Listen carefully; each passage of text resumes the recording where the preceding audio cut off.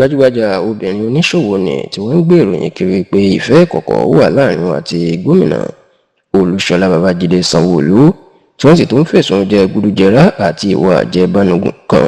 ìyẹn Aisha Achimogu ó mà ti sọ̀rọ̀ ó ti padà sọ̀rọ̀ fún ìgbà àkọ́kọ́ ó sì ti tú àṣírí lórí àjọṣepọ̀ kọ̀kọ̀ tí wọ́n lò wà láàrin àti gómìnà Babájídé Sanwó-Olú.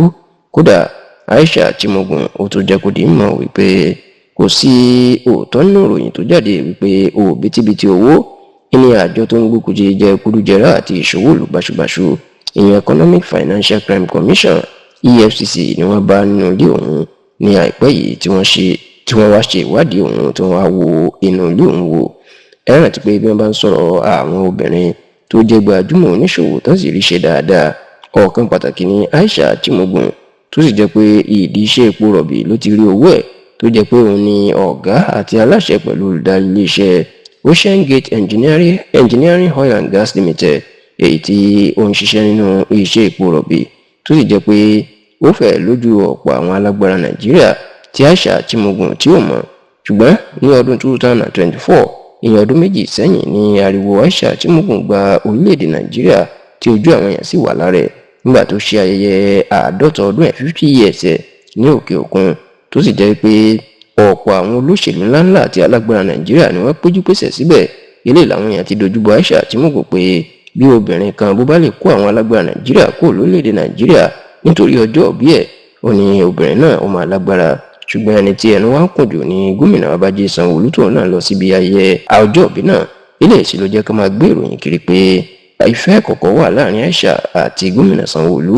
kódà àwọn tó jẹ́ kó di mọ̀ pé Aisha ó máa ń bá gómìnà Sanwó-Olú kó àwọn owó kan pamọ́. bẹ́ẹ̀ ni wọ́n tó jẹ́ kó di mọ̀ pé inú àkáǹtì Aisha ni Sanwó-Olú gbé owó sílẹ̀ fún àwọn olùdíje fún ipò ààrẹ lábẹ́ ẹgbẹ́ òṣèlú alátakò Tinubu ìyẹn Peter Obi àti Àtíkù lọ́dún 2023. bó tiẹ̀ jẹ́ pé Sanwó-Olú ti fi ẹ̀dùn ọkàn lórí ìròyìn yìí tó ní kò sóòótọ́ ń bẹ̀. ṣùgbọ́n Aisha Achimogu ó ṣẹ̀ṣẹ̀ sọ̀rọ̀ lórí ẹ̀ ní ọjọ́ ajé tí ṣe ọjọ́ Monday ọ̀sẹ̀ tí a wà nínú ẹ̀ yìí ni. nínú ìgbà tó ń sọ̀rọ̀ pẹ̀lú tẹlifíṣàn Channels TV Aisha Achimogu ní kò sí nǹkan kan láàrin wọn àti Sanwó-Olú o. kódà ó láwọn ò fẹ́ra wọn bẹ́ẹ̀ lòun ò bá jó kankan kó. nígbà wọn wá bí pé kí ló dé tí Sanwó-Olú àti àwọn alágbára Nàìjíríà fi wá síbi ayẹyẹ ọjọ́ bí ẹ̀ ó ní ṣé wọn àmọ́ pé òun náà kéré nínú ayé ni ó lóun ṣe dáadáa lẹ́nu okòwò òun. orílẹ̀ yìí ó jẹ́ kó mọ̀ pa àwọn alágbára Nàìjíríà bẹ́ẹ̀ ló ní látọdún 2001 lòun ti bẹ̀rẹ̀ okòwò tí òun sì ń ṣe dáadáa. báàkì náà ló fi bu ẹnu àtẹ́ lu ìròyìn tó ń gbé jáde pé àjọ EFCC bá mílíọ̀nù $13 nílé òun.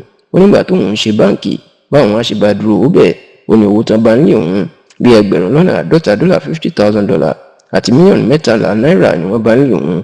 olówó ìsìn ní owó ìyá òun ni kì í ṣe pé bóyá òun jí kó rárá àti rárá.